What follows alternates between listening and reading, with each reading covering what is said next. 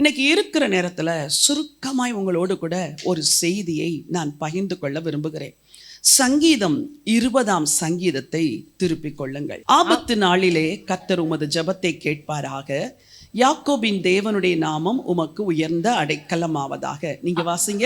அவர் பரிசுத்த ஸ்தலத்தில் இருந்து உமக்கு ஒத்தாசை அனுப்பி சீயோனிலிருந்து உம்மை ஆதரிப்பாராக. நீர் செலுத்தும் காணிக்கைகளை எல்லாம் அவர் நினைத்து உமது சர்வாங்க தகன பலியை பிரியமாய் ஏற்றுக்கொள்வாராக. அவர் உமது மன விருப்பத்தின்படி உமக்கு தந்தருளி உமது ஆலோசனைகளை எல்லாம் நிறைவேற்றுவாராக. நாங்கள் உமது ரட்சிப்பினால் மகிழ்ந்து எங்கள் தேவனுடைய நாமத்தினாலே கொடியேற்றுவோம். உமது வேண்டுதல்களை எல்லாம் கர்த்தர் நிறைவேற்றுவாராக. கர்த்தர் தாம் அபிஷேகம் பண்ணினவரை ரட்சிக்கிறார் என்பதை இப்பொழுது அறிந்திருக்கிறேன். தமது வலதுகரம் செய்யும் ரட்சிப்பின் வல்லமைகளை காண்பித்து தமது பரிசுத்த வானத்திலிருந்து அவருடைய ஜெபத்தை கேட்பார். சிலர் ரதங்களை குறித்தும் சிலர் குதிரைகளை குறித்தும் மேன்மை பாராட்டுகிறார்கள். நாங்களோ எங்கள் தேவனாகிய கர்த்தருடைய நாமத்தை குறித்தே மேன்மை பாராட்டுவோம். அவர்கள் முறிந்து விழுந்தார்கள், நாங்களோ எழுந்து நிமிர்ந்து நிற்கிறோம். கடைசி வசனத்தை சேர்ந்து வாசிக்கலாம். கர்த்தாவே ரட்சியும், நாங்கள் கூப்பிடுகிற நாளிலே ராஜா எங்களுக்கு செவி கொடுப்பாராக. ஹல்லேலூயா. இந்த சங்கீதம் யாருடைய சங்கீதம்? தாவீதின் சங்கீதம். தாவீது எழுதின பல சங்கீதங்களும் வித்தியாசமான சூழ்நிலைமையிலிருந்து அவர் எழுதிய சங்கீதங்கள். ஆபத்து நேரத்தில் இருந்து எழுதிய சங்கீதம், தனக்கு தேவன் ஜெபத்திற்கு பதில் கொடுத்த பொழுது அவர் எழுதின சங்கீதம். இப்படி தன் வாழ்வில் பல நிகழ்வுகள் நடந்த பொழுது அந்த நிகழ்வுகளை சங்கீதமாக எழுதி வைத்து நமக்கு ஆசீர்வாதமாக வைத்திருக்கிறார். இந்த சங்கீதம் முழுவதுமே ஜெபத்தை குறித்த சங்கீதம். எத்தனை வசனங்கள் ஜெபத்தை குறிச்சு இருக்குது பாருங்க. முதல் வசனம், ஆபத்து நாளிலே கர்த்தர் உமது ஜெபத்தை கேட்பாராக. அதை அடுத்து 4வது வசனம், மன விருப்பத்தின்படி உமக்கு. அதாவது வசனம் வரிசையா எல்லா வசனமுமே உன் பிரேயரை நான் கேட்குறேன், எப்படிலாம் உன் ஜெபத்துக்கு பதில் கொடுப்பேன் என்பதுதான் இந்த சங்கீதத்தில் எழுதப்பட்டிருக்கிற சாராம்சம். இந்த சங்கீதத்திலிருந்து உங்களுக்கு 5 காரியங்களை இன்றைக்கு நான் பேச விரும்புகிறேன். தாவீது முதல் வசனத்துல என்ன சொல்றாரு? ஆபத்து நாளிலே கர்த்தர் உமது ஜெபத்தை கேட்பாராக. அப்போ யாரோ ஒருவருக்கு அவர் ஆலோசனையா எழுதுவது போல இருக்கிறது. 2வது, தனக்குத்தானே என்கரேஜ் பண்ணி எழுதுனது போல இருக்குது. உலகத்தில் எல்லாருக்குமே ஆபத்து நேரங்கள் வரும், சில வேளைகளில் சங்கடமான நேரங்கள் வரும். ஆனால் ஒரு சிலர் ஆபத்து நேரத்தில் மட்டும்தான் ஜெபம் பண்ணுவாங்க. ஜெபம் என்பது ஆபத்து நேரத்தில் மட்டும் பண்றது கிடையாது, எல்லா நேரத்திலும் பண்ணுகிறது. கடைசி வசனத்தை வாசியுங்கள். கர்த்தாவே ரட்சியும், நாங்கள் கூப்பிடுகிற நாளிலே ராஜா எங்களுக்கு செவி கொடுப்பாராக. வசனம் இங்க ஜெபத்தை இங்க சொல்லிட்டு அந்த ஜெபத்துக்கு எப்படிலாம் ஆண்டவர் பதில் தருவாருன்னு முன்பு உள்ள வசனங்கள் எல்லாம் சொல்லியிருக்குது. கர்த்தாவே ரட்சியும், நாங்கள் கூப்பிடுகிற நாளிலே ராஜா எங்களுக்கு செவி கொடுப்பாராக. சரி, தாவீதுக்கு பலவிதமான அனுபவங்கள் இருந்தது. தன் அனுபவத்தை இந்த சங்கீதத்தில் எழுதியிருக்கிறார். முதலாவது, தாவீதுக்கு வந்த ஆபத்துகள் பல. என்ன ஆபத்துகள்லாம் வந்துச்சு சொல்லுங்க பார்க்கலாம். அவருடைய மாமனாகிய சவுல் என்ன செய்யறாரு? அவரை தெள்ளுப்பூச்சியை போல வேட்டையாடுகிறார். சவுல் மட்டுமா வேட்டையாடினாரு? அவருடைய மகன் அப்சலோம் என்ன செய்கிறான்? அவருக்கு அவமானத்தை கொண்டு வருகிற காரியங்கள் எல்லாம் செஞ்சு வேட்டையாடுகிறான். அவரோடு கூட இருந்த அவருடைய சேனாபதிகள், அவருடைய இராணுவத்தில் இருந்தவங்கெல்லாம் விரோதமாக எழும்பினாங்க, பிரபுக்கள் விரோதமாக எழும்பினாங்க. இப்படி எத்தனையோ சூழ்நிலைமையில் ஆபத்துகள் வந்தது. ஆனால் சங்கீதக்காரன் எல்லா ஆபத்துகளிலும் ஆண்டவரை நோக்கி ஜெபம் பண்ணினார். இன்னைக்கு நான் சொல்கிறேன், ஆபத்து வந்தால் மட்டுமல்ல, உங்களுடைய எல்லா அன்றாட தேவைகளுக்காக கூட நீங்கள் ஆண்டவரை நோக்கி ஜெபிக்கணும். சில வசனங்களை நான் வாசிக்க விரும்புகிறேன். சங்கீதம் 35:13 வாசிங்க. அவர்கள் வியாதியாய் இருந்த போது ரெட்டு என்னும் உடுப்பாய் இருந்தது. அதாவது தனக்கு வியாதி வந்த போது மட்டும் இல்லை, மற்றவங்க வியாதிப்படும் பொழுதும் இவர் என்ன செஞ்சாராம்?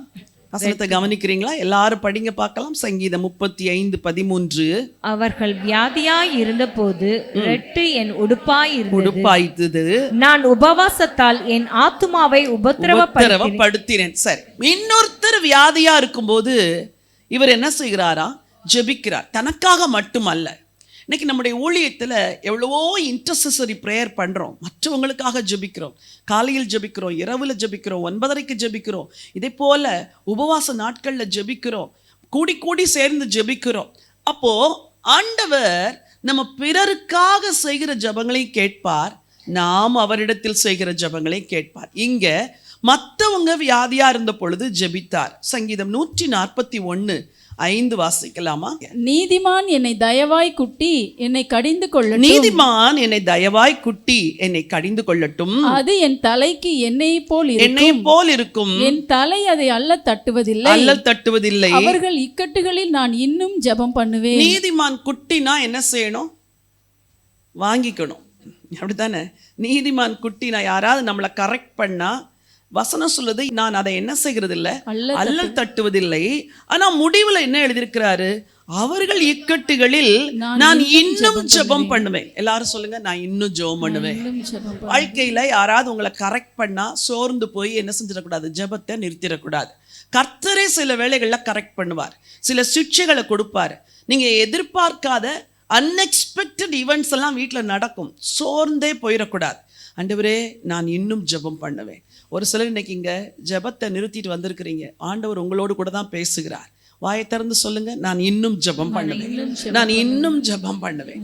இந்த சங்கீதத்தின் முதல் செய்தியே ஆபத்து நாளில் ஜெபம் பண்ணு, அன்றாடம் ஜெபம் பண்ணு, எவ்ரிடே ஜெபம் பண்ணு. ஆபத்தில் ரொம்ப ஜெபம் பண்ணு.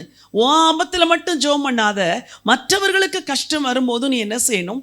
ஜெபிக்க வேண்டும். சரி, 109 சங்கீதம் 4வது வசனம் வாசிங்க. இதெல்லாம் தாவீது எப்படிப்பட்ட சூழ்நிலைமையில் எல்லாம் தேவனை நோக்கி ஜெபித்தார் என்று சொல்லுகிறது. சாம்ஸ் 109:4. என் சிநேகத்துக்கு பதிலாக என்னை விரோதிக்கிறார்கள். என் சிநேகத்துக்கு பதிலாக என்னை விரோதிக்கிறார்கள், நானோ ஜெபம் பண்ணி கொண்டிருக்கிறேன். இது எப்படி இருக்குது? உங்களை யாருன்னா விரோதிக்கும் பொழுது நீங்க உடனே என்ன செய்வீங்க? எஸ்எம்எஸ் அனுப்புவீங்க பாருங்க, பக்கம் பக்கமா, இல்லை இமெயில் பறக்கும், அப்புறம் வாய்ஸ் மெசேஜ் பறக்கும். யாருன்னா உங்களை விரோதிச்சுட்டா உடனே திருப்பி அடி, 4 அடி. அப்படித்தான் நம்ம என்ன செய்கிறோம்? கிரியை செய்கிறோம், பதில் செய்கிறோம். இங்க பாருங்க, ஒரு பக்தன் என்ன செய்கிறாராம்? திரும்ப வாசிமா. பகையுண்டாக்கும் வார்த்தைகளால் என்னை சூழ்ந்து கொண்டு முகாந்திரம் இல்லாமல் என்னோட போர் செய்கிறார்கள். ரீசனே இல்லைங்க. என்னை பகைக்கிறதுக்கு அவங்களுக்கு ரீசனே கிடையாது, ஆனா என்னை பகைக்கிறாங்க. அப்படி இருக்கிறீங்களா? வீட்டில் அப்படி நடக்குதா? நீங்க ஒண்ணுமே செய்யலை, ஆனா ஒண்ணு செய்றீங்க, ஆண்டவரை நேசிக்கிறீங்க. அதனாலேயே பல வீடுகள் என்ன வருது? பிரச்சனை வருது. என் சிநேகத்துக்கு பதிலாக என்னை பகைக்கிறாங்க, பகையுண்டாக்கும் வார்த்தைகளினால் என்னை சூழ்ந்து கொண்டு முகாந்திரம் இல்லாமல் என்னோட போர் செய்கிறார்கள். என் சிநேகத்துக்கு பதிலாக என்னை விரோதிக்கிறார்கள். சொல்லுங்க, நானோ ஜெபம் பண்ணி கொண்டிருக்கிறேன். என்ன சொல்லுவாங்க? பைத்தியம், இவ்வளவு திட்டு வாங்கிட்டு போய் ஜெபம் வேற பண்ணுதா சொல்றாங்களா? அதுக்கு புத்தியே கிடையாது. அது என்னதான் திட்டினா கூட அது போய் ஜெபம் தான் பண்ணும். இந்த ஆண்டவர் என்ன பதிலா செய்யறாரு? பதில் நீங்க செய்யாதீங்க, கர்த்தர் பார்த்துக்கொள்ளார். பின்னாடி படிச்சு பார்த்தீங்கன்னா ஆண்டவர் வேற மாதிரி பதில் கொடுக்கிறாரு. நீங்க அமைதியா இருங்க. உங்க ஜெபத்தை பரிகசிக்கிறவங்க, உங்க பக்தி வாழ்க்கையை பரிகசிக்கிறவங்க, அவங்க பரிகசிச்சுட்டே இருக்கட்டும். நீங்க இன்னும் ஆண்டவரை நேசிச்சுக்கிட்டே இருங்க. ரொம்ப அழகா அப்படியே அண்டர்லைன் பண்ணுங்க பார்க்கலாம். பென் வச்சு, பென் கொண்டு வந்திருந்தா தானே அண்டர்லைன் பண்ணுவோம்ல. நானோ என்ன செய்கிறேன்? ஜெபம் பண்ணி கொண்டிருக்கிறேன். நானோ ஜெபம். அந்த நானோ இல்ல, இந்த ஏகாரம் அப்படிலாம் சொல்லுவாங்கல்ல தமிழ்ல. ஏகாரம்னு போட்டாலே அது கொஞ்சம் அழுத்தம் கொடுக்கிற வார்த்தை. நானும் ஜெபம் பண்ணி கொண்டிருக்கிறேன். இப்ப சொல்லுங்க பார்க்கலாம், என்னை எவ்வளோ பேர் பகைச்சாலும், சத்தம் வரலையே, என்னை எவ்வளோ பேர் பகைச்சாலும், என்னை எவ்வளோ பேர் வெறுத்தாலும், என்னை எவ்வளோ பேர் திட்டினாலும், என் கணவர் என்னை அடித்தாலும், என் மாமியார் என்னை பழித்தாலும், என் குடும்பமெல்லாம் என்னை ஒதுக்கி தள்ளினாலும், இப்ப சொல்லுங்க, நானோ ஜெபம் பண்ணிக்கொண்டு. I love this word. நானோ ஜெபம் பண்ணிக்கொண்டு. உங்க ஐடென்டிட்டியே அதுதான். உனக்கு எது ஐடென்டிட்டினா, நானோ ஜெபம் பண்ணி கொண்டிருப்பேன். என்ன துன்பம் வந்தாலும் ஜெபம் பண்ணுவேன், என்ன துக்கம் வந்தாலும் ஜெபம் பண்ணுவேன், காரியம் நடக்கலனாலும் ஜெபம் பண்ணுவேன். ஒரு நேரம் வரும், எங்க அப்பா எல்லாத்தையும் செய்து முடிப்பார். ஹல்லேலூயா சொல்லுங்க. ஆபத்து நாளிலே கர்த்தர் எனது ஜெபத்தை கேட்பார். இப்படிப்பட்ட ஆபத்து நேரத்துல ஜெபித்த பரிசுத்தவான்கள் நிறைய இருக்கிறாங்க பைபிள்ல. ஓரிரு வசனங்களை மட்டும் வாசிக்க விரும்புகிறேன். தானியேல் 9:21 படிக்கலாமா? அப்படி நான் ஜெபம் பண்ணி கொண்டிருக்கும் போதே முதல் தரிசனத்திலே நான் கண்ட புருஷனாகிய காபிரியேல் வேகமாய் பறந்து வந்து அந்தி பலியின் நேரமாகிய வேளையிலே என்னை தொட்டான். அந்தி பலி நேரமாகிய வேளையிலே என்னை தொட்டார். என்ன செய்யும்போது? என்ன செய்யும்போது? ஜெபம் பண்ணி கொண்டிருக்கும். நீங்க ஜெபிக்கலனா அந்த வசனத்தை திரும்ப படிங்க. அப்படி நான் ஜெபம் பண்ணி கொண்டிருக்கும் பொழுது முதல் தரிசனத்திலே நான் கண்ட புருஷனாகிய காபிரியேல் வேகமாய் பறந்து வந்து அந்தி பலியின் நேரமாகிய வேளையிலே என்னை தொட்டான். அந்தி பலி நேரமாகிய வேளையில் என்ன செஞ்சார்? என்ன தொட்டார். நீங்க ஜெபத்தை நிறுத்தினா தூதன் அமைதியா பார்த்துட்டே இருப்பார். ஓ மை காட், நான் பதில எடுத்துட்டு வந்தேன், இவ ஜெபத்தை நிறுத்திட்டாளே, இவ ஜெபத்தை இன்னும் கொஞ்சம் பண்ணியிருந்தா நான் பதிலை கொடுத்துட்டு போயிருப்பேனே, இப்போ நான் பதிலை கொடுக்க முடியலையே, நான் இப்போ உங்களை தொட முடியலையே, ஆண்டவர் எனக்கு சொல்லி அனுப்பினாரு, தூதனே நீ போய் ஜெபத்துக்கு பதிலை கொடுத்துட்டு வான்னு. நான் இறங்கி வர்றதுக்குள்ள ஜெபத்தை நிறுத்திட்டாளே. இன்னைக்கு சொல்றேன், வாழ்க்கையில என்ன நடந்தாலும் டோன்ட் ஸ்டாப் ப்ரேயிங். ஜெபத்தை நிறுத்தவே நிறுத்தாதீங்க. ஒரு ஜெபாலய தலைவன் ஒருவர் இருந்தான்.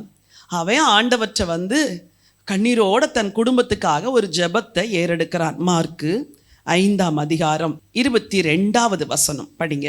அப்பொழுது ஜெப ஆலய தலைவரில் ஒருவனாகிய எவிரு என்பவன் வந்து அவரை கண்டவுடனே அவர் பாதத்திலே விழுந்து என் குமாரத்தி மரண அவஸ்தைப்படுகிறாள், அவள் ஆரோக்கியம் அடையும்படிக்கு நீர் வந்து அவள் மேல் உமது கைகளை வையும், அப்பொழுது பிழைப்பாள் என்று அவரை மிகவும் வேண்டிக் கொண்டான். அவர் அவனோடே கூட போனார். கவனிங்க, அவன் வந்து வேண்டிக் கொள்ளுகிறான். ஜீசஸ் என்ன செய்யறாரு? கூடவே போகிறார். ஆண்டவர் அங்கிருந்தே சுகம் அடையட்டும் அப்படின்னு சொல்லியிருக்கலாம். அவர் என்ன ஜெபம் பண்ணாரு? ஆண்டவரே நீர் வந்து அவள் மேல் உமது கையை வையும். அவருடைய ஃபெய்த் அது. நீங்க வந்து என் மேல என்ன செய்யணும்? கை வைக்கணும். கடந்த நாட்கள்ல ஒரு சகோதரியோடு கூட பேசி கொண்டிருந்தேன். அப்போ அவங்க சொன்னாங்க, அவங்க வீட்டுல சுகவீனமாய் ஒருவர் இருந்தார்கள். அந்த சுகவீனமாக இருந்தவர்களுக்காக ஆண்டவரை இவ்வளோ வருஷத்தை கூட்டி கொடுக்க மாட்டீங்களா அப்படின்னு சில வருஷங்களை இவங்களே சொல்லி ஜெபம் பண்ணியிருக்கிறாங்க. ஃபார் எக்ஸாம்பிள் ஒரு 5 இயர்ஸ் வச்சுக்கோங்க. அவங்க யாருக்காக ஜெபம் பண்ணாங்களோ கரெக்டாக அந்த 5 இயர்ஸ் உலகத்தில் உயிரோடு இருந்தாங்க. 5 இயர்ஸ் கழிச்சு போயிட்டாங்க. அப்புறம் சொல்கிறாங்க, ஐயோ இது தெரிஞ்சிருந்தா நான் முதல்ல எத்தனை வருஷம் கேட்டிருப்பேன், ஒரு 20 வருஷம் கூட்டிட்டாங்களே ஆண்டவரே. நான் நினைக்கிறேன் இசைக்கியா ராஜா, ஐயா எனக்கு ஒரு 15 வருஷம் தரமாட்டேனான்னு கேட்டிருப்பார் போலுக்கு. அதான் ஆண்டவர் 15 கொடுத்தாரு. நீங்கள் ஆண்டவரை லிமிட் பண்ணாதீங்க. இவன் கேட்குறான், நீங்கள் வரணும் ஆண்டவரே, வந்து கையை வைக்கணும். அந்த ஜெபத்தை ஜீசஸ் கேட்டாரா? அடுத்த வசனம் சொல்லுது, அவர் அவனோடே கூட போனார். இப்போ ஜீசஸ் வந்து ஆன்சரா போறாரு வீட்டுக்கு. எப்படி போறாரு? அவர் தான் ஆன்சர் அவங்க வீட்டுக்கு போகுது. ஆனா இடையில ஒண்ணு நடக்குது. வாசிங்க. திரளான ஜனங்கள் அவருக்கு பின் சென்று அவரை நெருக்கினார்கள். ஜீசஸ் வேகமா போனா சீக்கிரம் மிராக்கிள் பண்ணுவார்ல. இப்போ மக்கள் என்ன செஞ்சுட்டாங்க? சூழ்ந்து. இப்போ நான் உங்க நடுவில் நிற்கிறேன், அவசரமா வெளியே போடும்போது நீங்க அத்தனை பேர் என்ன என்சர்க்கிள் பண்ணிட்டா நான் வெளியே போக முடியுமா? சான்ஸே கிடையாது. உங்க எல்லாருக்கும் ஒரு ப்ரேயர் ரெக்வஸ்ட், ரொம்ப அவசரமா நிற்கிறீங்க, நான் எல்லாருக்கும் பதில் செஞ்சுட்டு தான் நான் போகணும். ஜீசஸை சுத்தி நெருக்கி நிற்கிறாங்க. இப்போ ஜீசஸுடைய ஜேர்னி என்ன செய்யுது? டிலே ஆகுது. வாழ்க்கையில் உங்களுக்கு கூட சில காரியங்களை ஜீசஸ்ட சொல்லிட்டீங்க, அவரும் பதில் தரேன்னு சொல்லிட்டாரு, ஆனால் டிலே ஆகுது. அங்கே ஜனங்கள் நெருக்கினார்கள். ஜனங்கள் நெருக்கினது மட்டும் இல்லை, ஒரு 12 வருஷமாய் பெரும்பாடுள்ள ஒரு ஸ்திரீ இடையில வந்துட்டா. அவளுடைய ப்ராப்ளம் இன்னும் பெருசு. ஜீசஸ் அவளை தள்ளிட்டு போக முடியாது, அவளுக்கும் உதவி செய்யணும். அவள் வருகிறாள், தொடுகிறாள். ஜீசஸ் சரின்னு அவளை ஹீல் பண்ணிட்டு, ஐயோ யவருவின் மகள் ரொம்ப சிக்கா இருக்கிற, நான் அவசரமாக போகிறேன் அப்படின்னு அவர் அவசரப்படலை. ஜீசஸ் என்ன செய்யலை? நீங்கள் கூட அப்படி தானே, இன்னொண்டவரே நான் இப்படி ஜெபம் பண்ணுறேன் ஆண்டவரே, பதில் தர மாட்டேங்கிறீங்களா ஆண்டவர். அவருக்கு அவசரமே கிடையாது. Because he knows what he is going to do. அவருக்கு தெரியும் நான் என்ன செய்ய போகிறேன். இங்கே கான்வர்சேஷன் நடக்குது, அந்த அம்மா சுகமாயிருச்சு, பார்த்துட்டே இருக்கிறாரு. 12 வருஷம் சுகவீனமாக இருந்த ஒருத்திக்கு ஆண்டவர் அற்புத சுகம் கொடுத்தா, என் மகளே என்ன செய்வார்? உங்கள் வாழ்க்கையில் ஏன் தெரியுமா தாமதம்? உங்கள் விசுவாசத்தை வர்த்திக்க பண்ணுறதுக்கு. இந்த தாமதம் மரணத்துக்கு ஏதுவாய் அல்ல, அன்றைக்கு லாசருவுடைய விஷயத்துல ஆண்டவர் தாமதித்தது மரணத்துக்கு ஏதுவாய் அல்ல. யவீருவின் காரியத்துல ஆண்டவர் தாமதிச்சது மரணத்துக்கு ஏதுவாய் அல்ல. இதெல்லாம் நடக்குது. ஆண்டவர் ரொம்ப கூலா இருக்கிறார். ஆண்டவர் எப்படி இருக்கிறாரு? பக்கத்துல அவர் கூலா இருந்தா நீ ஹாட் ஆகாத, கொஞ்சம் சொல்லுங்க பார்க்கலாம். அவர் கூலா இருந்தா நீ ஏன் ஹாட் ஆகுற? நீயும் கூல் டவுன் ஆகு, நீயும் கூலா நடக்கும். கர்த்தர் காரியங்களை செய்வார். அவர் கூலா பேசிக்கிட்டே இருக்கிறாரு. என்ன செய்யறாரு? 1 அவருடைய சீஷர்கள் அவரை நோக்கி, திரளான ஜனங்கள் உம்மை நெருக்கி கொண்டிருக்கிறதை நீர் கண்டும் என்னை தொட்டது யார் என்று கேட்கிறீரே. முந்தின வசனத்துல கேட்கிறா, என் வஸ்திரங்களை தொட்டது யார்? யவீரு நினைச்சிருப்பா, ஜீசஸ் உங்களுக்கு இப்ப இந்த ரிசர்ச் வேணுமா? இந்த இன்வெஸ்டிகேஷன் தேவையா? ஏதோ தொட்டா சுகமாயிட்டா ஜீசஸ், நீங்க வேகமா வாங்க. சொல்ல முடியாது. அமைதியா பார்த்துட்டு இருக்கிறா. ஜீசஸ்ல கண்டுக்கவே இல்லாம என்னை தொட்டது யார் அப்படிங்கிறார். நீங்களா இருந்தா உள்ளத்துல கொதிச்சிருப்பீங்க. உள்ளத்துல ஆண்டவரே நீர் சீக்கிரம் வரமாட்டீரா, அப்படித்தானே இன்னைக்கு காலைல கூட ஜெபம் பண்ணிட்டு வந்தீங்க. ஆண்டவரே நீர் செய்ய மாட்டீரா, ஆண்டவரே நீர் ஐயா மௌனமா இருக்கிறேன். கூல் டவுன், கொஞ்சம் கூலா இரு. ஆண்டவர் கூலா இருக்கும் போது நீ ஹாட் ஆகாத. சரி, இதெல்லாம் நடக்குது. தன்னிடத்திலே சம்பவித்ததை அறிந்த அந்த ஸ்திரீயானவள் பயந்து நடுங்கி அவர் முன்பாக வந்து விழுந்து உண்மையை எல்லாம் அவருக்கு சொன்னாள். அந்த உண்மையை இவன் கேட்கறதுக்கு தான் ஆண்டவர் வெயிட் பண்ண வச்சார். இதை கேட்கிறான். நியூஸ் வருது, வாசியுங்கள். 35 அவர் இப்படி பேசிக் கொண்டிருக்கையில், இப்படி பேசித்தான் இருக்கிறாரு. முந்தின வசனம் சொல்லுது, உன் வேதனை நீங்கி சுகமா இரு அப்படின்னு. இவர் லேட்டாக்க இவருக்கு வேதனை கூடிக்கிட்டே போகுது. ஆண்டவரே, மரணாவஸ்தைப்படுற ஆண்டவரே, செத்துறக்கூடாத ஆண்டவரே. வாசிங்க. பேசிக்கொண்டிருக்கையில் ஜெப ஆலய தலைவனுடைய வீட்டிலிருந்து சிலர் வந்து உம்முடைய குமாரத்தி மரித்து போனாள், இனி ஏன் போதகரை வருத்தப்படுத்துகிறீர் என்றார்கள். எப்படி இருந்திருக்கும்? இயேசுவே, ஒரு 10 நிமிஷம் முன்னாடி வந்திருந்தா என் பொண்ணு பிழைச்சிருப்பா. ஒரு 5 நிமிஷம் முன்னாடி வந்திருந்தா என் பொண்ணு பிழைச்சிருப்பா. ஆண்டவரே, நீங்க இப்படி லேட் பண்ணிட்டீங்களா ஆண்டவரே? இவ்வளோ பேர் இன்னைக்கு ஆதங்கத்தோடு அழுதுட்டு இருக்கிறீங்கல்ல. லேட் ஆகுது ஆண்டவரே, தாமதமா இருக்குது ஆண்டவரே, உங்க கிரியைகளை பார்க்கல ஆண்டவரே. என் மனசுல அந்தரங்கத்தில் ஆண்டவர்கிட்ட ஜெபம் பண்ணியிருப்பான். பதில் என்ன வருது பாருங்க. அவர்கள் சொன்ன வார்த்தையை இயேசு கேட்டவுடனே, ஜெபாலய தலைவன் கேட்டானோ இல்லையோ, இயேசு கேட்கிறார். உன் சத்தத்தையும் கேட்கிறார். உன் சூழ்நிலைமை குறித்து மற்ற மக்கள் பேசுறதையும் கேட்கிறார். உனக்கு வருகிற அவமானத்தையும் கேட்கிறார். நீ படுகிற நிந்தையும் இயேசு கேட்கிறார். கேட்ட உடனே ஜெப ஆலய தலைவன் நோக்கி, பயப்படாதே, விசுவாசம் உள்ளவனாயிரு. ஹல்லேலூயா. அவன் மனசுக்குள்ள என்ன ஜெபித்தாரோ தெரியல. ஆனா அந்த ஜெபம் முதல்ல ஜெபம் பண்ணார்ல, நீங்க வந்து கையை வச்சு அவளை என்ன செய்யணும்? அந்த ஜெபத்துக்கு பதில் தான் பயப்படாதே, விசுவாசம் உள்ளவனாயிரு. சொல்லுங்க, பயப்படாதே, விசுவாசம் உள்ளவனாயிரு. பக்கத்தில் உள்ளவங்களை ஒரு கை குலுக்கி சொல்லுங்க, பயப்படாத, விசுவாசம் உள்ளவளாயிரு, விசுவாசம் உள்ளவனாயிரு. ஆண்டவர் ரைட் டைம்க்கு வருவார். நான் அடிக்கடி சொல்வேன், he is an on time God. அவர் கரெக்டா வருவாரு. ஒரு செகண்டும் முந்தி வர மாட்டாரு, ஒரு செகண்டும் பிந்தி வர மாட்டார். அவருக்குன்னு ஒரு ஸ்டைல் இருக்குது, அவருக்குன்னு ஒரு நேரம் இருக்குது. அந்த நேரத்தில் உன் வாழ்க்கையில் அவர் செய்ய நினைத்தது யாராலும் தடுக்க முடியாது. அவர் செய்ய நினைச்சதை ஒருவரும் தடுக்க முடியாது. பயப்படாதே, விசுவாசம் உள்ளவனாய் இரு என்று சொல்லி சொன்னதோட நிறுத்தல.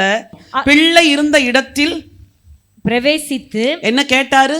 என் வீட்டுக்கு வந்து தொடணும்னு சொன்னார்ல, அந்த ஜெபத்துக்கு என்ன வந்துருச்சு பதில்? பிள்ளை இருந்த இடத்தில் பிரவேசித்து பிள்ளையின் கையை பிடித்து தலித்தா கூமி என்றார். அதற்கு சிறு பெண்ணை எழுந்திரு என்று உனக்கு சொல்லுகிறேன் என்று அர்த்தமாம். உடனே சிறு பெண் எழுந்து நடந்தாள். அவள் 12 வயதுள்ளவளா இருந்தாள். அவர்கள் மிகுந்த ஆச்சரியப்பட்டு பிரமித்தார்கள். ஹல்லேலூயா. ஜீசஸ் முதலே வந்திருந்தா எல்லாருக்கும் இந்த பிரமிப்பு வந்திருக்காது. ஆனா இப்போ எல்லாரும் ஆச்சரியப்படும்படி கர்த்தர் அந்த யவீருவின் ஜெபத்திற்கு பதில் கொடுத்தார். ஆபத்து நாளிலே உன் ஜெபத்தை கேட்கிற தேவன், ஆபத்து நாளிலே கர்த்தர் உனது ஜெபத்தை கேட்பாராக. இதுதான் சங்கீதக்காரனின் அனுபவம். நீங்க எதுக்கெல்லாம் ஜெபம் பண்றீங்களோ, God will answer your prayers. ஹல்லேலூயா. இரண்டாவதாக சங்கீதக்காரன் சொல்லுகிற ஒரு காரியத்தை அதே அதிகாரத்தில் வாசிக்கலாம். யாக்கோபின் தேவனுடைய நாமம் உமக்கு உயர்ந்த அடைக்கலமாயிருப்பதாக. சங்கீதக்காரன் எழுதுகிறார், ஆபத்து நாள்ல உன் ஜெபத்தை கேட்பாரு, ஆனா அந்த ஜெபத்துக்கு பதில் வர வரைக்கும் ஆண்டவர் உனக்கு அடைக்கலமா இருப்பாரு என்று சொல்லுகிறார். அந்த ஜெபத்துக்கு பதில் வருகிற வரைக்கும் கர்த்தர் உனக்கு அடைக்கலமா இருப்பார். சங்கீதம் 18ல் சங்கீதக்காரன் எப்படி ஜெபித்தார் என்றும் ஆண்டவர் எப்படி இறங்கி வந்து பதில் கொடுத்தார்னு உள்ள வாசிக்கலாம். வாசிங்க 3வது வசனம் 18ஆம் சங்கீதம். துதிக்கு பாத்திரராகிய கர்த்தரை நோக்கி கூப்பிடுவேன், கர்த்தரை நோக்கி கூப்பிடுவேன், அதனால் என் சத்துருக்களுக்கு நீங்களாக ரட்சிக்கப்படுவேன். சரி, இந்த அதிகாரம்ல எனக்கு அப்படியே ஒரு மூவி பார்த்த மாதிரி இருந்துச்சு. எப்படி இருந்துச்சு? மூவி. என்ன சிஸ்டர் மூவி பார்க்குறாங்களா? ஆமாம், பைபிள் மூவி பார்க்குறேன். எனக்கு அப்படியே பிக்சரைஸ் பண்ணி பார்த்தா, ஆண்டவரே என்னப்பா நீங்கள் ஜெபத்துக்கு இப்படியாப்பா பதில் சொல்லுவீங்க? அவர் ஒரு ஹீரோ மாதிரி ஆண்டவருங்க என்ன செய்கிறாரு? கிரியை செய்கிறார். வாசிக்கலாம். துதிக்கு பாத்திரராகிய கர்த்தரை நோக்கி கூப்பிடுவேன், அதனால் என் சத்துருக்களுக்கு நீங்களாகி ரட்சிக்கப்படுவேன். சரி, இவருடைய நிலைமைகள் என்ன அப்படின்னு எழுதுறாரு. மரண கட்டுகள் என்னை சுற்றி கொண்டது. எப்படி சூழ்நிலைமை? மரண கட்டுகள். அப்புறம் துர்ச்சன பிரவாகம் என்னை பயப்படுத்தினது. அண்டர்லைன் பண்ணிட்டே வாங்க. மரண கட்டுகள், துர்ச்சன்ன பிரவாகம், பாதாள கட்டுகள் என்னை சூழ்ந்து கொண்டது, மரண கண்ணிகள் என் மேல் விழுந்தது, எனக்கு உண்டான நெருக்கம். என்னெல்லாம் இருக்குது? மரண கட்டுகள், துர்ச்சன்ன பிரவாகம், பாதாள கட்டுகள், மரண கண்ணிகள், நெருக்கம். இவ்வளத்திலே சிக்கிக்கிட்டு இருக்கிறாரு சங்கீதக்காரர். நம்மளா இருந்தா அவ்வளவுதான், ஓஞ்சிருப்போம், ஜெபிச்சிருக்கவே மாட்டோம். ஆனா அவர் என்ன சொல்றாரு? என் நெருக்கத்திலே கர்த்தரை நோக்கி கூப்பிட்டேன், என் தேவனை நோக்கி அபயமிட்டேன். அபயம்னா என்ன தெரியுமா? உரத்த சத்தம். ஆண்டவரே, தேவனே, நீர் பதில் கொடும். இதான் அபயம். கொரியா தேசத்திற்கு போய் நீங்க அங்க டாக்டர் பால் யாங்கிச்சோ அவங்களுடைய இந்த பிரேயர் மவுண்டனை போய் பார்த்தீங்கன்னா அங்க சின்ன சின்ன குரோட்டோஸ் இருக்கும். அதாவது சின்ன சின்ன ரூம்ஸ் மாதிரி. அந்த ரூமுக்குள்ள மக்கள் உள்ள போனால் நிற்க முடியாது, படுக்கவும் முடியாது. அதாவது படுக்கிற அளவுக்கு அது நீளமாக இருக்காது, நிற்கிற அளவுக்கு உயரமாக இருக்காது. ஒரே ஒரு வேலை தான் செய்ய முடியும், முழங்கால் போட்டு ஜெபம் பண்ண முடியும். அப்படி அந்த ரூம்ஸ் எல்லாம் குரோட்டோஸ் வச்சுருப்பாங்க. இப்போ மக்கள் எல்லாம் என்ன செய்வாங்க? ஒரு தண்ணி பாட்டிலை மொத்தம் எடுத்துட்டு உள்ளே போயிடுவாங்க. உள்ளே போய் அந்த கொரியன் பீப்புள் இருக்கிறாங்களே, அவங்க எங்கேருந்து தான் ஜெபிக்க கற்றுக்கொண்டாங்களோ தெரியாது. குயோ முறையோன்னு கூப்பாடு போடுற இந்த மரண வீடுகளில் அலறல் சத்தம் கேட்கும் பாருங்க, அது மாதிரி அந்த குரோட்டோஸில் சத்தம் கேட்கும். உள்ள நுழையும் பொழுதே அந்த இடம் முழுவதும் ஜப பிரசனத்தில் நிரம்பி அலலி அம்பாயமிட்டு சத்தமிட்டு நம்ம சத்தமா ஜோமனுங்க, சத்தத்தை உயர்த்துங்க, கையை உயர்த்துங்க சொல்லி சொல்லி சொல்லி தான் நம்ம ஜபிக்கிறோம். அவங்கள யாரும் சொல்ல வேண்டியதில்லை. அந்த லாங்குவேஜே வேற மாதிரி இருக்கும். அதை கேட்கும் போது, என்ன ஆண்டவரே நான் ஜெபிக்கிறேன், இது என்ன ஆண்டவரே இந்த மக்களுடைய ஜெப வாழ்க்கை, கிரியை செய்யும் இப்படி ஜெபம்னா இப்படி இருக்கும். இது அவங்க லாங்குவேஜில். அந்த மொழியா ஸ்லோ லாங்குவேஜும் கிடையாது, ஒரு ஃபாஸ்ட் லாங்குவேஜ். ஒரு நாள் நான் அந்த ப்ரேயர் மவுண்டனுக்கு போனப்போ சாயங்காலம் ஒரு அம்மா வெளியே வந்தாங்க. அந்த அம்மாட்ட கேட்டேன், அவங்களுக்கு கொஞ்சம் இங்கிலீஷ் தெரிஞ்சுது, கொரியன்ஸுக்கு இங்கிலீஷ் தெரியாது, கொஞ்சம் இங்கிலீஷ் தெரிஞ்சுது. நீங்கள் எதுக்காக வந்து இங்கே ஜெபிக்க வந்தீங்கன்னா, என் பிள்ளைக்கு கல்யாணம் ஆகணும், அதெல்லாம் இல்லை. அந்த அம்மா சொன்னாங்க, தேசத்துக்காக ஜெபிக்க வந்திருக்கிறேன், தேசங்களில் எழுப்புதல் வரணும்னு ஜெபிக்க வந்திருக்கிறேன். எப்போ வந்தீங்கன்னா, காலையில் 6 மணிக்கு உள்ளே வந்திருக்கிறாங்க. எப்போ வெளியே வர்றாங்க தெரியுமா? சாயங்காலம் 6 மணிக்கு. அவங்கள பார்த்தா ஒரு 75 வயசு இருக்கும். ஆண்டவரே, இப்படி ஒரு பெண் வந்து இப்படி ஜெபிக்கு அம்பாயமிட்டு ஜெபிக்கிறதுனால தான் அந்த தேசத்தில் என்ன எழுப்புதல். நம்முடைய தேசத்தில் வீதிக்கு வீதி இருக்கிற தேவனுக்கு விருப்பம் இல்லாதவைகளெல்லாம் பார்த்து பார்த்து நம்ம அங்கலாய்க்கிறோம்ல. ஜெபத்தை கூட்டினா இந்தியாவும் கொரியா மாதிரி மாறும். ஹல்லேலூயா. தேவனை நோக்கி அபயமிட்டேன். சரி, இப்படி அபயமிடும் பொழுது என்ன நடந்துச்சா? என் கூப்பிடுதல் அவர் சந்நிதியில் போய் அவர் செவிகளில் ஏறிட்டு. இப்பதான் ஆண்டவர் ஒரு ஹீரோ மாதிரி ஆக்ட் பண்றாரு. பரிசுத்தமா கற்பனை பண்ணி பாருங்க. அப்பொழுது பூமி அசைந்து அப்படி ஒரு எர்த்குவேக். அது என் பிள்ளை சத்தம் கேட்குது, யாருடா என் பிள்ளைகளுக்கு விரோதமா எழும்புறீங்க? அப்படிதான் நான் நினைக்கிறேன். ஆண்டவருக்கு ஒரு வைராக்கியம் வந்துச்சு பாருங்க. அவர் எழும்புனா பூமி என்ன செய்தா? அதிர்ந்தது, அசையுது இல்ல, என்னது அப்படியே ஷேக் ஆகுது, வைப்ரேட் ஆகுது. யாருக்கு தெரியுமா? உன் ஜபத்துக்கு பதில் கொடுக்கிறதுக்கு உன் ஆண்டவர் அப்படி ஒரு பூமியவே ஷேக் பண்ணிட்டு வரார். அப்பொழுது பூமி அதிர்ந்தது, அவர் கோபம் கொண்டபடியினால் பர்வதங்களின் அஸ்திபாரங்கள் குலுங்கி பார்க்கலையா ஆண்டவரே, என் ஜபத்தை கேட்கலையா? இப்படியா சொல்லுவேன்?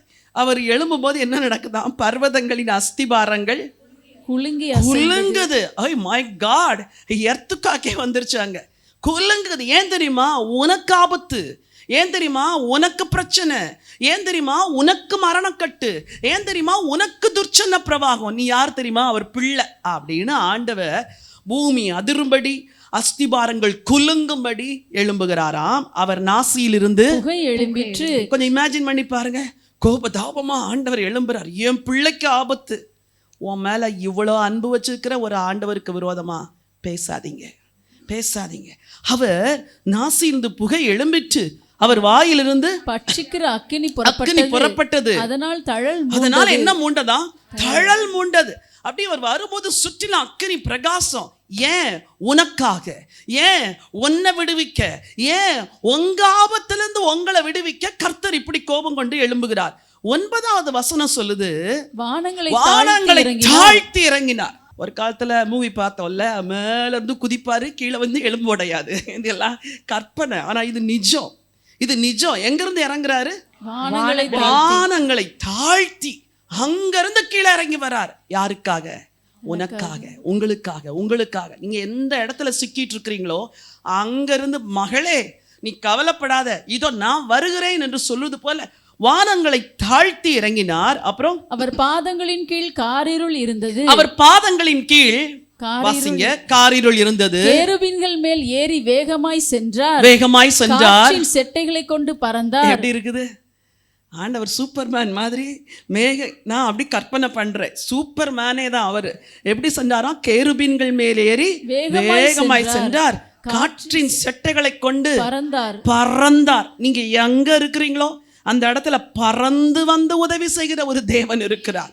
பறந்து காக்கிற பட்சியை போல இந்த தேவன் ஆதரவாய் வந்து நிற்கிறாராம். அடுத்து சொல்கிறது, இருளை தமக்கு மறைவிடமாக்கினார், கரும் புனல்களையும் ஆகாயத்து கார்மேகங்களையும் தம்மை சூழ கூடாரமாக்கினார். அவருடைய சந்நிதி பிரகாசத்தினால் அவருடைய மேகங்கள் பறந்து விலகிட்டு எல்லாம் அப்படி தெரிச்சு போகுது. அவ்வளோ ஸ்பீடா வராரு. கல்மழையும் நெருப்பு தழலும் விழுந்தது. கர்த்தர் வானங்களிலிருந்து குமுறி உன்னதமானவர் தமது சத்தத்தை தொனிக்க பண்ணினார். வாசிங்க, கல்மழையும் நெருப்பு தழலும் விழுந்தது. இமேஜின் பண்ணி பாருங்க, இத கற்பனை பண்ணி பாருங்க. போ, நான் கூப்பிடுறதுக்கு அப்பா இப்படி வர்றீங்க அப்படி தோணும், அப்படி தோணணும். இந்த மரமண்டல 2 கொட்டு கொட்டி இதை கூட விசுவாசிக்க முடியாத நான் என்ன ஆண்டவரை ஜெபம் பண்றேன் அப்படிதான் நீங்க நினைக்கணும். கர்த்தர் வானங்களிலே குமுறினார், உன்னதமானவர் தமது சத்தத்தை தொனிக்க பண்ணினார், கல்மழையும் நெருப்பு தழலும் விழுந்தது. அடுத்து வாசிங்க, எல்லாரும் சொல்லுங்க. தம்முடைய அம்புகளை எய்து அவர்களை சிதறடித்தார். அவ்வளவுதான். வந்தார்ல, வந்த உடனே சுத்திலும் நிக்கிறவங்க மேல அம்புகளை எய்து அவர்களை சிதற அடித்தார். மின்னல்களை பிரயோகித்து அவர்களை கலங்க பண்ணினார். 16, உயரத்திலிருந்து அவர் கை நீட்டி என்னை பிடித்து. கொஞ்சம் கற்பனை பண்ணி பாருங்க. உங்களை சுத்தியில் இருக்கிறவங்க எல்லாம் அம்புகளை எய்து எல்லாத்தையும் விலக்கிட்டார். மின்னல்கள் வந்தோன்னு எல்லாம் ஓடிட்டாங்க, எதிரிகள் எல்லாம். இப்ப நீங்க மட்டும் நிக்கிறீங்க. கை நீட்டுறார், உயரத்திலிருந்து கை நீட்டி என்னை தூக்கி எடுக்கிறார். இப்படித்தான் ஒரு தேவன் உதவி செய்ய உங்களுக்காக வருகிறார். ஹல்லேலூயா. ஆபத்து காலத்தில் என்னை நோக்கி கூப்பிடு, நான் உனக்கு விடுதலை தருவேன். அது வரைக்கும் நான் உனக்கு அடைக்கலமாயிருக்கிறேன். அநாதி தேவன் உன் அடைக்கலமே, அவன் நித்திய புயங்கள் உன் ஆதாரமே. அநாதி தேவன் உன் அடைக்கலமே, அவன் நித்திய புயங்கள் உன் ஆதாரமே. இந்த தேவன் என்றென்றும் உள்ள சதா காலமும் நமது தேவன், மரண பரியந்தம் அடைக்கலமே, அவன் நித்திய புயங்களும் ஆதாரமே. அநாதி தேவன் அடைக்கலமே, அவன் நித்திய புயங்களும் ஆதாரமே. இந்த தேவன்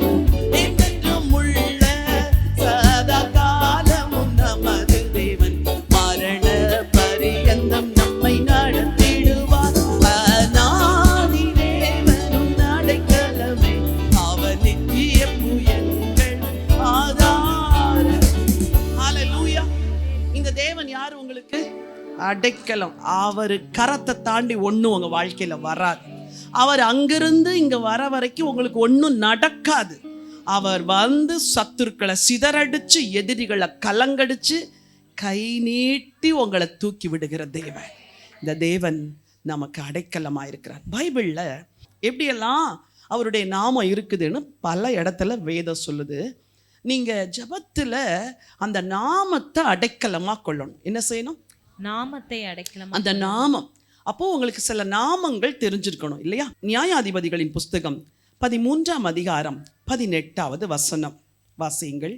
அதற்கு கர்த்தருடைய தூதனானவர், என் நாமம் என்ன என்று நீ கேட்க வேண்டியது என்ன? கேட்க வேண்டியது என்ன? அது அதிசயம் என்றார்.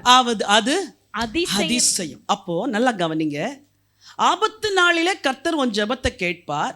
அவருடைய நாமம் உனக்கு உயர்ந்த அடைக்கலன்னா, சில நாமங்களை நீங்கள் அறிந்து அந்த நாமத்தை சொல்லி சொல்லி ஜெபிக்கணும். ஆண்டவரே, உம்முடைய நாமம் அதிசயம், நீர் எனக்கு அதிசயம் செய்யும். ஆண்டவரே, உம்முடைய நாமம் அதிசயமானவர், ஆலோசனை கர்த்தர், வல்லமை உள்ள தேவன், நித்திய பிதா, சமாதான பிரபு.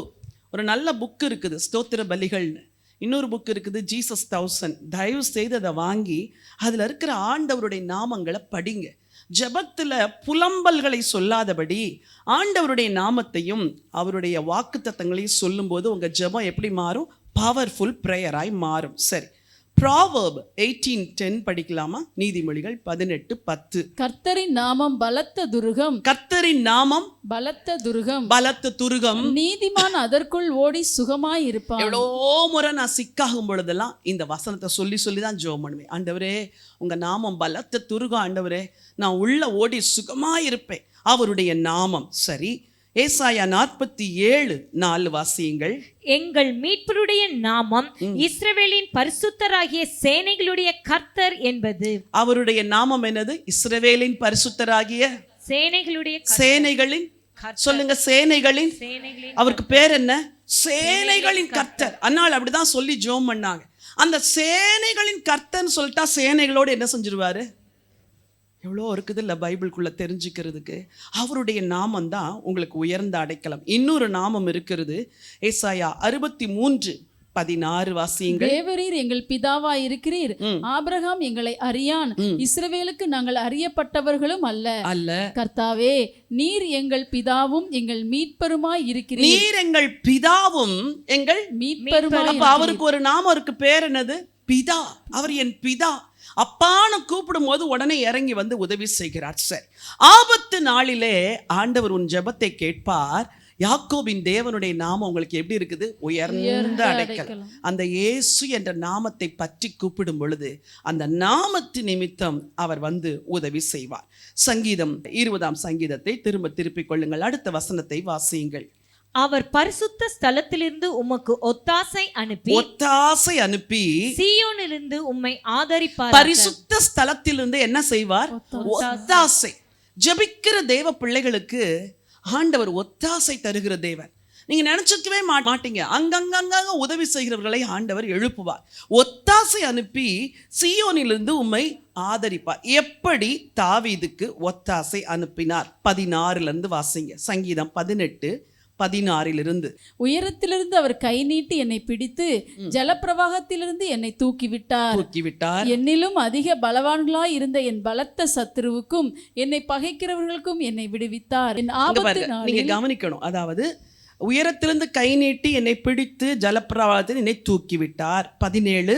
என்னிலும் அதிக பலவான்களாய் இருந்த என் பலத்த சத்துருவுக்கும் என்னை பகைக்கிறவர்களுக்கும் என்னை விடுவித்தார். இதெல்லாம் ஒத்தாசை. அப்புறம் என் ஆபத்து நாளில் எனக்கு எதிரிட்டு வந்தார்கள். கர்த்தரோ எனக்கு ஆதரவாய் இருந்தார். இதெல்லாம் என்ன தெரியுமா?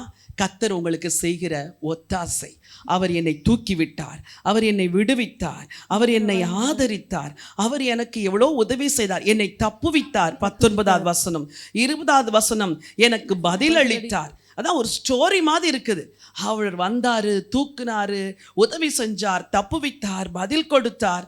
எவ்வளோ அதிகமாய். 24, கர்த்தர் என் நீதிக்கும் தம்முடைய கண்களுக்கு முன்னிருக்கிற என் கைகளின் சுத்தத்திற்கும் தக்கதாக எனக்கு பலன் அளித்தார். இதெல்லாம் ஆண்டவர் உங்களுக்கு செய்கிற ஒத்தாசை, ஆண்டவர் செய்கிற தயவு. ஹல்லேலூயா. ஜெபத்தை கேட்கிற தேவன், உங்களுக்கு ஒத்தாசை அனுப்புவார். இந்த சங்கீதத்தை நல்லா படிங்க, உட்கார்ந்து அதை பிக்சரைஸ் பண்ணி ஆண்டவர் எப்படி ஒரு பராக்கிரமசாலியை போல வந்து நமக்கு உதவி செய்கிறார். அப்படித்தான் நீங்கள் ஜெபத்தை பண்ணும்போது ஆண்டவர் உதவி செய்வார் என்ற ஒரு மென்டல் பிக்சர் உங்களுக்கு இருந்தால் உங்கள் அவிசுவாசங்கள் எல்லாம் என்ன செஞ்சிடும்? ஓடிரும். சொல்லுங்க, கர்த்தர் என் ஜெபத்தை கேட்பார், கர்த்தர் என் ஜெபத்தை கேட்பார். அவருடைய நாமம் எனக்கு உயர்ந்த அடைக்கலம், அவருடைய நாமம் எனக்கு உயர்ந்த அடைக்கலம். அவர் எனக்கு ஒத்தாசை அனுப்புவார். சரி, 3வது வசனம் வாசியுங்கள். நீர் செலுத்தும் காணிக்கைகளை எல்லாம் அவர் நினைத்து உமது சர்வாங்க தகன பலியை பிரியமாய் ஏற்றுக்கொள்வாராக. நீர் செலுத்தும் காணிக்கைகளை எல்லாம் அவர் நினைத்து. ஜெபத்துக்கு பதில் தந்த உடனே குட் பை டாடி அப்படின்ட்டு போயிடக்கூடாது.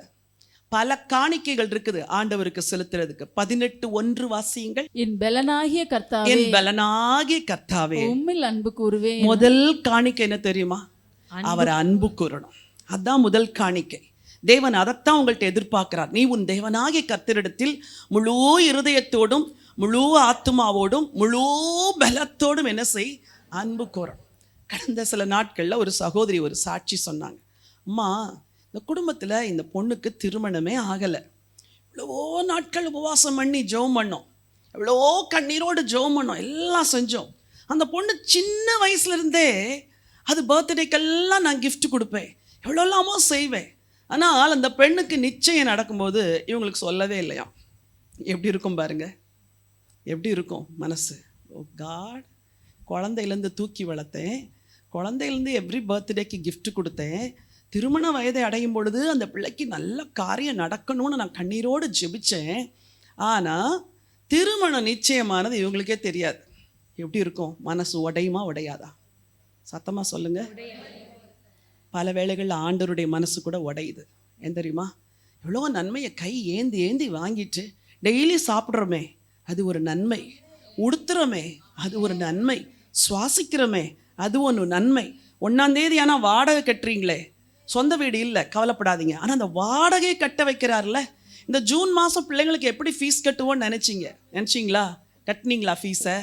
இல்லை கட்டாத பிள்ளைங்களை வெளியே அனுப்புனாங்களா? எப்படியோ கட்ட வச்சார். பிள்ளைங்களை எப்படியோ காலேஜில் சேர்க்க வச்சார். ஐயோ, ஆண்டவர் செய்கிற நன்மைகளுக்கு காணிக்கை என்ன தெரியுமா? அன்பு. அன்பு. அந்த அன்பின் காணிக்கையை ஆண்டவருக்கு நீங்கள் செலுத்தணும் அப்படின்னு சொல்லி விரும்புகிறார். அதை அடுத்து ஆண்டவர் மேலே நீங்கள் வைக்கிற விசுவாசம் இல்லை, அது ஒரு காணிக்கை. என்னது? விசுவாசம். ஆண்டவரே இவ்வளோ உதவி செஞ்சீங்க, இனிமேல் நான் உங்களை நம்புவேன் ஆண்டவரே, அது ஒரு காணிக்கை. 3ஆவதாக ஆண்டவருக்காக வாழுகிற ஒரு வாழ்க்கை. நான் எழுதி வச்சுக்கிறேன், love, life and love offering. அப்படி லவ், ஆண்டவரை நேசிக்கணும். 2வது ஆண்டவருக்காக வாழணும். 3வது ஆண்டவருக்காக கொடுக்கணும். ஆண்டவர் எனக்கு ரொம்ப பேசினார். நீ ஊழியம் செய்கிற சரிதான், ஆனால் உனக்கு வருகிற காணிக்கையில் ஒழுங்காக தசம பாகம் செலுத்தணும் அப்படின்னார். செய்து கொண்டு தான் இருந்தேன். ஆனால் ரொம்ப எக்ஸ்ட்ரா கேர்ஃபுல்லாக ஐ ஸ்டார்டட் டு டைத். கடவுளுக்கு கொடுக்க ஆரம்பித்தேன். உண்மையாக நான் சொல்கிறேன், கொடுக்க கொடுக்க கர்த்தர் திருப்பி கொடுத்துட்டே இருக்கிறாரு. இது ஒரு பெரிய சீக்ரெட். நான் இன்னைக்கு சொல்கிறேன், இந்த 6 மாதத்தில் உங்கள் கடன்களெல்லாம் மாறணும் அப்படின்னா நீங்கள் கர்த்தருக்கு கொடுத்து பாருங்களேன், கொடுத்து பாருங்கள். நான் அதை சாட்சியாக சொல்கிறேன். என்னுடைய பர்சனல் நீடு எவ்வளவோ நெருக்கங்கள் இருந்த காலத்தெல்லாம் தேவன் மாற்றி கர்த்தருக்கு கொடுக்க கொடுக்க கொடுக்க கொடுக்க கர்த்தர் ஆசீர்வதிச்சுட்டே இருக்கிறார். அவர் உங்கள் நம்பிக்கைக்குரியவர். உங்கள் கையில் வாங்கிட்டு அவர் வச்சுக்க மாட்டார், 10 மடங்கு திருப்பி கொடுப்பார். நீங்கள் கொடுக்கறத பார்த்து சின்னதுன்னு சொல்ல மாட்டார், அதை பெரிதாய் கொடுக்கும்படி ஆண்டவர் என்ன செய்வார்? ஆசீர்வதிப்பார். நான் பல முறை சொல்கிற மாதிரி இப்போவும் சொல்கிறேன், 10,000 ரூபாய் சம்பளம்னா அதில் 10ல் 1 கொடுக்கணும். 10 கோடி வருமானம்னா அதில் என்ன கொடுக்கணும்? அது வராது வாயில், ஏன்னா அது கோடி. ஆண்டவரை கோடி எப்படி ஆண்டவரை கொடுக்க? 1000 கொடுத்துறவங்களுக்கு தான் கோடிகளில் கொடுக்கும்படி ஆண்டவர் வைப்பார். 1000ல் காணிக்கை கொடுத்து பாருங்க, லட்சத்தில் காணிக்கை கொடுக்கும்படி வைப்பார். நம்முடைய தேவன் உண்மை உள்ளவர். ஹல்லேலூயா. நம்பிக்கைக்கு உரியவரே, நம்பி வந்தே உம் சமூகம், நம்புகிறேன் உம் வசனம். நம்பிக்கைக்கு உரியவரே, நம்பி வந்தே உம் சமூகம், நம்புகிறேன் உம் வசனம்.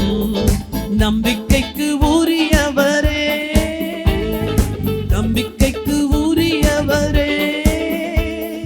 நம்பி வந்தே உம் சமூகம், நம்புகிறே உம் வசனம், நம்பிக்கைக்கு உரியவரே. சொந்த ஆற்றலை நம்பவில்லை, தந்தை உம்மையே சார்ந்து கொண்டேன். சொல்லுங்கள், தந்தை உம்மையே சார்ந்து விட்டேன். வாக்குத்தத்தம் செய்தவரே, வாழ்க்கையெல்லாம் வார்த்தைதானே. வாக்குத்தத்தம் செய்தவரே, வாழ்க்கையெல்லாம் வார்த்தைதானே. பாதைக்கு தீபம், பேதைக்கு வெளிச்சம், உந்தன் வசனமே. ஆற்றல் மிக்கது, ஜீவனுள்ளது, உந்தன் அருள் வாக்கு. பாதைக்கு தீபம், பேதைக்கு வெளிச்சம், உந்தன் வசனமே. ஆற்றல் மிக்கது, ஜீவனுள்ளது, உந்தன் அருள் வாக்கு. நம்பிக்கைக்கு உரியவரே, உம்மை நம்புகின்ற மனிதர்களை உமது அன்பு என்றும் சூழ்ந்து கொள்ளும். சொல்லுங்கள், எஸ் ஃபாதர், உமது அன்பு என்றும் சூழ்ந்து கொள்ளும். உள்ளமெல்லாம் மகிழுதையா உம் வசனம் நம்புவதால். உள்ளமெல்லாம் மகிழுதையா உம் வசனம் நம்புவதால். பாதைக்கு தீபம், பேதைக்கு வெளிச்சம், உந்தன் வசனமே. ஆற்றல் மிக்கது, ஜீவனுள்ளது, உந்தன் அருள் வாக்கு. சொல்லுங்கள், பாதைக்கு தீபம், பேதைக்கு வெளிச்சம், உந்தன் வசனமே. ஆற்றல் மிக்கது, ஜீவனுள்ளது, உந்தன் அருள் வாக்கு. நம்பிக்கைக்கு உரியவரே, நம்பி வந்தே உம் வசனம், நம்புகிறே வசனம், நம்பிக்கைக்கு உரியவரே. வார்த்தை நம்பியதால் வலைகள் வீசி திரளாய் பேதுரு மீன்கள் பிடித்தார். வார்த்தை நம்பியதால், thank you Father, திரளாய் பேதுரு மீன்கள் பிடித்தார். உம்பலையில் பிடிபட்டார், தலைவனாய் உயர்த்தப்பட்டார். உம்பலையில் பிடிபட்டார், தலைவனாய் உயர்த்தப்பட்டார். பாதைக்கு தீபம், பேதைக்கு வெளிச்சம், உந்தன் வசனமே. ஜீவனுள்ளது, உந்தன் அருள் வாக்கு. பாதைக்கு தீபம், பேதைக்கு வெளிச்சம், உந்தன் வசனமே. ஆற்றல் மிக்கது, ஜீவனுள்ளது, உந்தன் அருள்.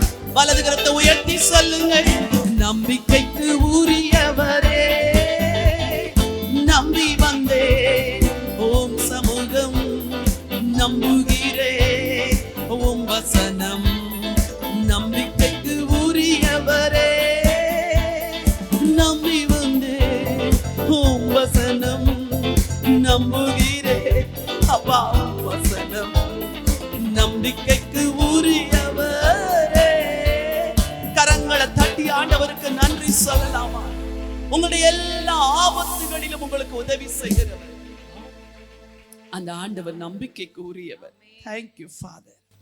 உம்முடைய காணிக்கைகளை பிரியமாய் ஏற்றுக்கொள்வாராக. 3 காணிக்கை சொல்லுங்க. Love, life, love offering. இந்த மாதம் ஒரு ட்ரையல் பண்ணலாமா? ட்ரையல் பண்ணி பாருங்க. இது ஏதோ பணத்துக்காக நான் பேசுகிறேன், தயவு செய்து யாரும் நினைக்காதீங்க. ஐ ஆம் நாட் ஃபார் மணி.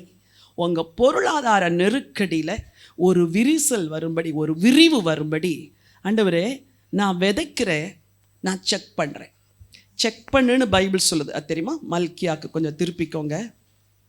யாரோ ஒரு சிலர் நேரலையில் பார்த்து இந்த பொருளாதார நெருக்கடியில் வாழ்கிறத விட செத்துறலான்னு எனக்கு நினச்சிட்டு இருக்கிறீங்க. உங்களுக்கு கர்த்தர் ஒரு திறவுகோலை கொடுக்கிறார்.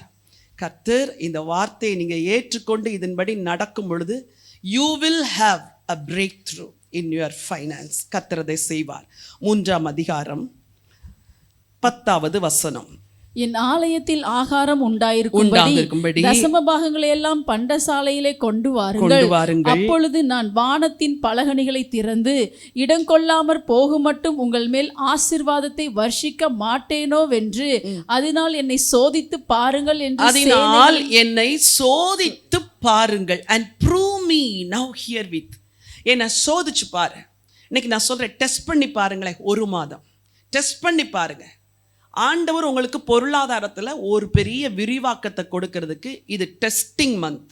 செக் பண்ணி பாருங்க, டெஸ்ட் பண்ணி பாருங்க. இது உங்களுக்கும் ஆண்டவருக்கும் உள்ளது. I will not interfere. இந்த வசனத்தின்படி கர்த்தர் சொல்றார், செக் பண்ணி பாரு, நான் உன்னை பிளஸ் பண்றேனா இல்லையான்னு அப்புறம் சொல்லு. சங்கீதக்காரன் சொல்லுகிறான், அவர் உமது காணிக்கைகளை எல்லாம் எப்படி ஏற்றுக்கொள்வாரா? நம்ம கொடுக்குற 1000 அவருக்கு என்னங்க பலி? நம்ம கொடுக்குற ஆடு மாடு அவருக்கு என்னத்துக்கு? பிரியமா. ஏன்னா சில ஸ்பிரிச்சுவல் லாஸ் இருக்குது. அந்த ஸ்பிரிச்சுவல் லாக்கு நம்ம ஒபே பண்ணும்போது பிரியமா ஏற்று திரும்ப பிரியமா ஆசீர்வதிக்கிறாராம். அதுக்கு தான் பிரியமா ஏற்றுக்கொள்கிறார். சரி, 2 காசு கொடுத்தாலும் ஒரு பொண்ணு என்ன சொன்னாரு? எல்லாரும் விட இவ தான் போட்டா.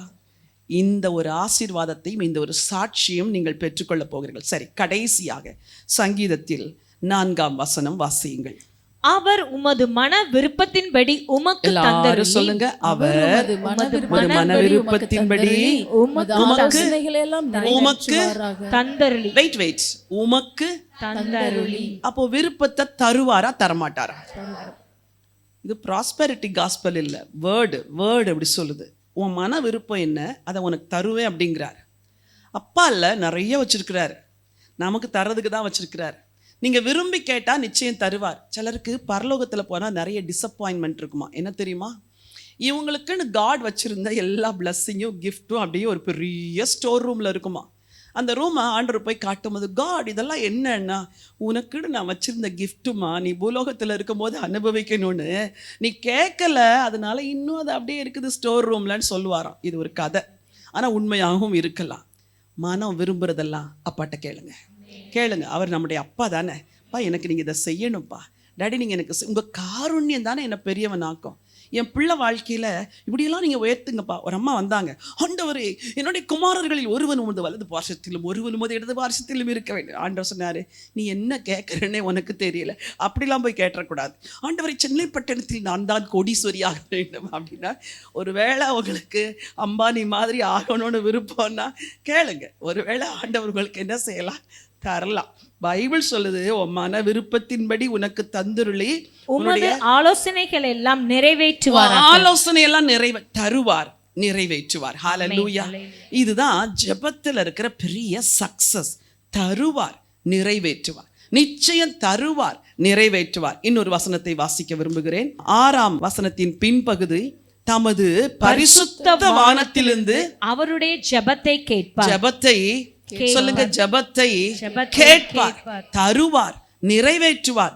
ஜெபத்தை கேட்பார். கடைசி வசனம், கர்த்தாவே ரட்சியும், நாங்கள் கூப்பிடுகிற நாளிலே ராஜா எங்களுக்கு செவி கொடுப்பார். ராஜா எங்களுக்கு செவி கொடுப்பார். உன் பிரேயர், உங்க ஜெபத்துக்கு எல்லாத்தையும் ஜெபத்தை கேட்பார். சரி, ஜெபத்தை கேட்ட பிறகு பூரி மாதிரி பஃப்டப் ஆயிடக்கூடாது. சரியா? எப்படி நடக்கணும்னு பைபிள் சொல்லுது. 7வது வசனம், சிலர் ரதங்களை குறித்தும் சிலர் குதிரைகளை குறித்தும் மேன்மை பாராட்டுகிறார்கள். நான் எவ்வளவாய் ஜெபித்தேன் தெரியுமா? கர்த்தரின் ஜெபத்திற்கு பதில். நிறுத்துங்க, உங்க ஜெபம் கிடையாது, அவருடைய தயவுங்க, அவருடைய தயவு. சிலருக்கு ரதமே என்ன தெரியுமா? அவங்க ஜெப வாழ்க்கை தான். சிலருக்கு குதிரையை என்ன தெரியுமா? அவங்க உபவாசம். நான் ஜெபித்தேன், நான் உபவாசித்தேன் கர்த்தரின் ஜெபத்திற்கு. நிறுத்துமா, உன் ஜெபத்துக்கு ஆண்டவர் பதில் தந்தார், உண்மைதான். ஆனால் ஒருவர் ரத்தம் சிந்தினார், ஒருவர் ஜீவனை கொடுத்தார். என் நாமத்தை யூஸ் பண்ணி அப்பாட்ட போய் கேளுன்னா, அவர் நாமத்தை யூஸ் பண்ணிட்டு நீ என்ன சொல்ற, நான் ஜெபம் பண்ணனால வந்ததுன்னு. நாமத்துக்கு மகிமை செலுத்தணும். சிலர் ரதங்களை குறித்தும்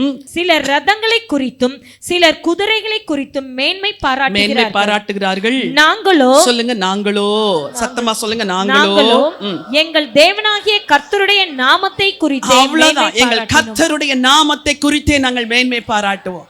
கர்த்தர் பதில் தரும் பொழுது நீங்க அவர் நாமத்தை குறிச்சு மேன்மை பாராட்டுறீங்க. தாவீது எழுதுறார் 18:35, சங்கீதம் 18:35, உம்முடைய ரட்சிப்பின் கேடகத்தையும் எனக்கு தந்தீர், உம்முடைய வலதுகரம் என்னை தாங்குகிறது, உம்முடைய காருண்யம். அவ்வளவுதான் ஆண்டவரே. ஏன் நீதிலாம் அங்க கொஞ்சம் நீதிலாம் எழுதியிருக்கிறார், ஆனா அதெல்லாம் கிடையாது. உங்க காருண்யம் என்னை பெரியவனாக்கும். இன்னொரு வசனத்தை வாசிங்க, 43. ஜனங்களின் சண்டைகளுக்கு நீர் என்னை, ஜனங்களின் சண்டைகள், நான் நல்லா யுத்தம் செஞ்சேன் ஆண்டவரே அதனால ஜெயிச்சேன் இல்ல, ஜனங்களின் சண்டைகளுக்கு நீர் என்னை தப்புவித்து. எப்படி? காற்றின் சட்டைகளை கொண்டு பறந்தார் அவர், நாசியின் சுவாசத்தை அக்கினி வந்தது. இதெல்லாம் ஆண்டவர் ஜனங்களின் சண்டைகளுக்கு உங்களை தப்புவித்து ஜாதிகளுக்கு என்னை தலைவனாக்குகிறீர், நான் அறியாத ஜனங்கள் சேவிக்கிறார்கள். இது என்ன தெரியுமா? ஜெபத்தினால் வருகிற உயர்வு. மகிமையை அவருக்கு செலுத்த செலுத்த செலுத்த செலுத்த உயர்த்திக்கிட்டே போவார். எல்லாரும் இருக்கிற இடங்களில் எழும்பி நிற்கலாம்.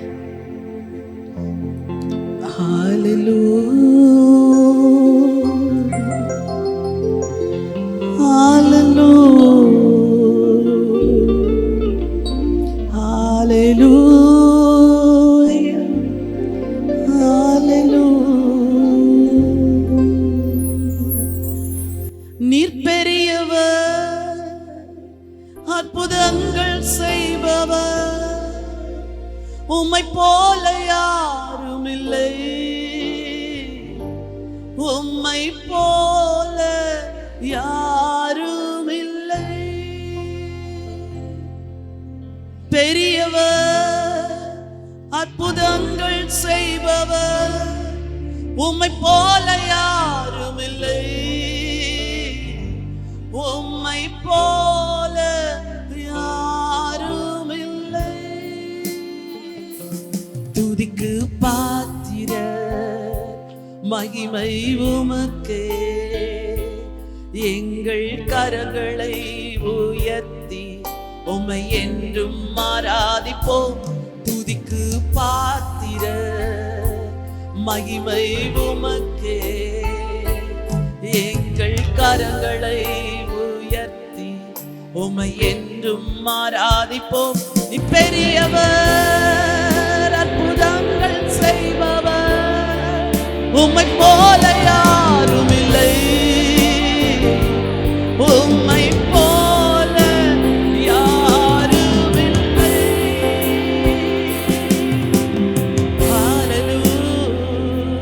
கரங்களை தட்டி ஆண்டவருக்கு நன்றி சொல்லலாம். ஆபத்து நாளிலே கர்த்தர் உங்கள் ஜெபத்தை கேட்பார். யாக்கோபின் தேவனுடைய நாமம் உங்களுக்கு உயர்ந்த அடைக்கலமா இருக்கும். அவர் பரலோகத்திலிருந்து ஒத்தாசை அனுப்புவார். நீங்க செலுத்துகிற காணிக்கைகளை ஏற்றுக்கொள்ளுவார். உங்கள் ஜெபத்தை கேட்பார். மன விருப்பத்தின்படி தந்தனுடைய ஆலோசனைகளை எல்லாம் நிறைவேற்றுகிற ஒரு தேவன். அவர் உன் மன விருப்பத்தின்படி தருவார். ஜெபத்தை நிறுத்தாதிரு மகனே, ஜெபத்தை நிறுத்தாதிரு மகளே. தாமதம் தேவனுடைய மறுப்பு அல்ல. ஆண்டவர் அந்த யவீருவுக்கு தாமதமாய் பதில் கொடுத்தாலும் அற்புதமாய் பதில் கொடுத்தார். Thank you Father. கடைசியா உங்களில் யாருக்கு இந்த யவீருக்கு செய்த அற்புதத்தை போல கர்த்தர் ஒரு அற்புதத்தை செய்யணும்? தாமதமாயிருச்சு ஆண்டவரே, ஆனா நீங்க எனக்கு அற்புதம் செய்யணும். ஒரே ஒரு ஜெபம், வலது கரத்தை வைத்துக் கொள்ளுங்க.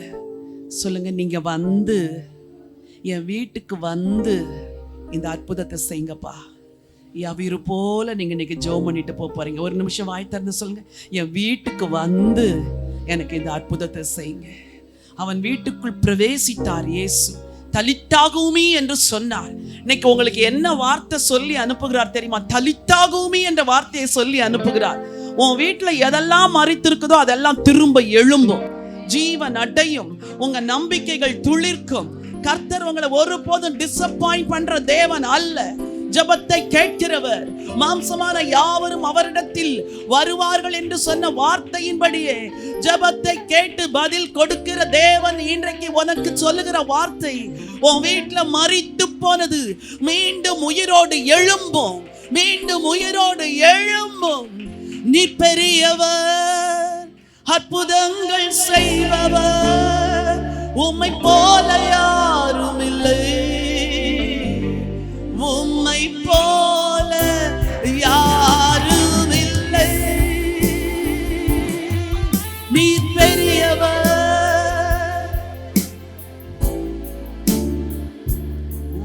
உம்மை போல யாரும் இல்லை, உம்மை போல யாரும் இல்லை. துதிக்கு பாத்திர மகிமை உம. கரங்களை உயர்த்தி சொல்லுங்க. எங்கள் கரங்களை உயர்த்தி உம்மை என்றும் ஆராதிப்போம். துதிக்கு பாத்திர மகிமை உம. அவருடைய நாமத்துக்குரிய மகிமையை அவருக்கு செலுத்துகிற ஒரு நேரம் இது. உம்மை என்றும் ஆராதிப்போம். நீ பெரியவர், அற்புதங்கள் செய்பவர், உம்மை போல யாரும் இல்லை, உம்மை போல யாரும் இல்லை. கரங்களை தட்டி ஆண்டவருக்கு நன்றி சொல்லலாமா? பெரிய தேவன், பெரிய காரியங்களை செய்வீர், அற்புதங்களை செய்கிறவர், அற்புதங்கள் செய்வீர். ஜெபத்திற்கு பதில் வரும், ஜெபத்திற்கு பதில் வரும். பரிசுத்த ஸ்தலத்திலிருந்து ஒத்தாசை அனுப்புவார். ஆண்டவர் உங்கள் ஜெபத்தை கேட்பார். நம்பிக்கையோடு நம்பிக்கையோடு நீங்கள் கடந்து செல்ல முடியும். Father, we give you glory, we give you honor, we give you praise. Hallelujah. நல்ல தகப்பனே, நன்றியோடு நாங்கள் உம்மை ஸ்தோத்திரிக்கிறோம். எங்கள் நம்பிக்கைகளை உயிர்ப்பித்ததற்காக நன்றி. ஒரு தாவீதுக்காக எப்படி வானங்களை தாழ்த்தி இறங்கினீரப்பா. மின்னல்களை பிரயோகித்து சத்துருக்களை சிதறடித்தீர் ஆண்டவரே. உயரத்திலிருந்து கை நீட்டி உங்க தாசனை தூக்கி விட்டீங்கப்பா. உங்க பிள்ளைங்க ஒவ்வொருவருக்கும் கர்த்தர் அப்படியே பதில் செய்ய போகிறதற்காக நன்றி. உங்க ஜனத்தை ஆசீர்வதிங்க. ஆசீர்வாத நிறைவோடு கூட உடைய ஜனத்தை அனுப்புங்க. தொடர்ந்து உம்முடைய வலதுகரம் நடத்தட்டும். ராஜாதி ராஜா ஏசு கிறிஸ்துவின் நாமத்தில் ஜெபிக்கிறேன், ஜீவனுள்ள நல்ல பிதாவே, ஆமென்.